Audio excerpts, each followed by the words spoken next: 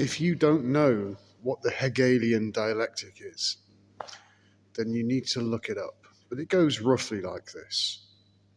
Create a problem to provoke a reaction, then offer a solution.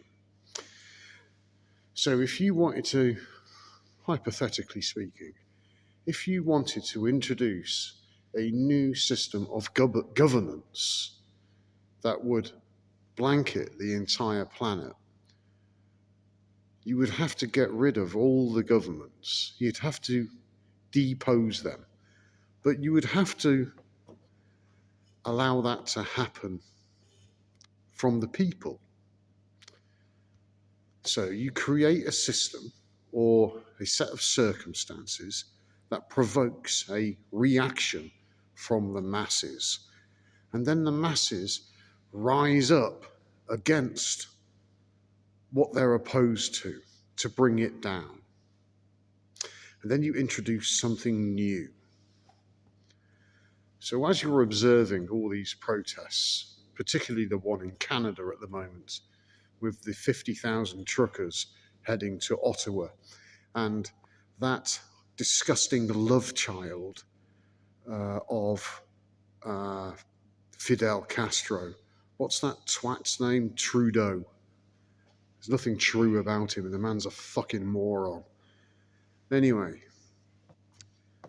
so the people rise up, you get rid of the governments, then there's a power vacuum, and then you replace it with something new.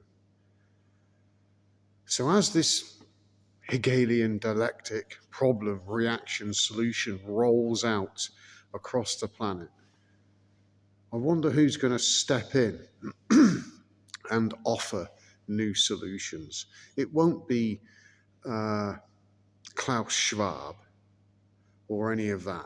It will be somebody nobody's ever heard of, and boom, he's on the world stage. And he'll be talking about Christian values, religious values. He'll be talking about, a future without wars, and he'll be promising peace and security, but you've got to sign here. And at this stage of the game, the populations of all the countries will be so sick to death that they'll practically accept anything that sounds better than what's recently got rid of. Enter the New World Order, and everyone will accept it.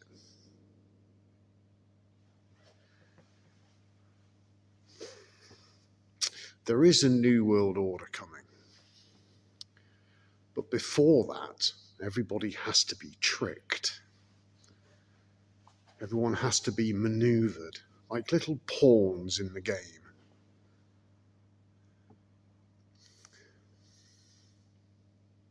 And they'll all be fooled. And for a short while, this new system will have lots of power given to it, and everything will look brilliant until the cracks in the facade appear, until people start to realize they've been duped. But not only that, they've been promised the earth, and they've got it, but they've lost their souls. Don't be fooled.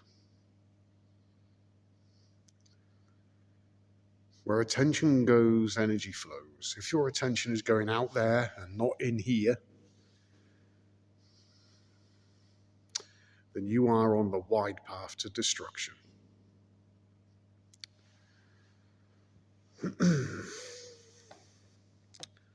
There's a thing called in the book of Revelations, the character Jesus wrote to 7 churches. And of the 7 churches, which is actually the chakras, he wrote to the Laodiceans, which basically means that the people legislate. So the people decide. But what happens if the people are Babylonian? What happens if the people have no connection to the spirit? Will their decision be a righteous one? Will it be the correct one?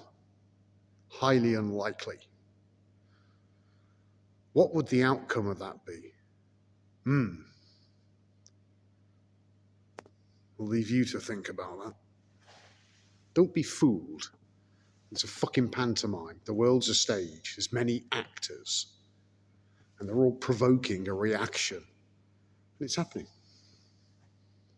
You're doing their dirty work and don't even realize it. The best thing that humanity could do at the moment is just ignore authority figures. All those fucking celebrities, all those influencers, just ignore them. Don't acknowledge them. Don't watch the TV. Don't listen to music. Turn it all off. And if the people went out, just ignore, keep it pleasant, just ignored the police, just ignored everything, the whole system would disappear. But the people like the system. They want a system there to take care of them because they're lost. And they don't even know they're lost. And worse than that, they don't even know what they're losing.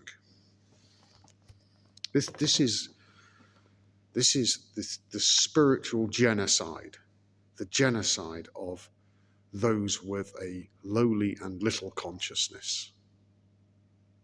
Those that don't know their mother and father. And I'm not talking about your biological mum and dad. Every video I make is pleading a case for the orphans. Those that don't know. The world is upside down. It's a fucking basket case. There's nothing here worth saving. Save yourself. That's the bottom line.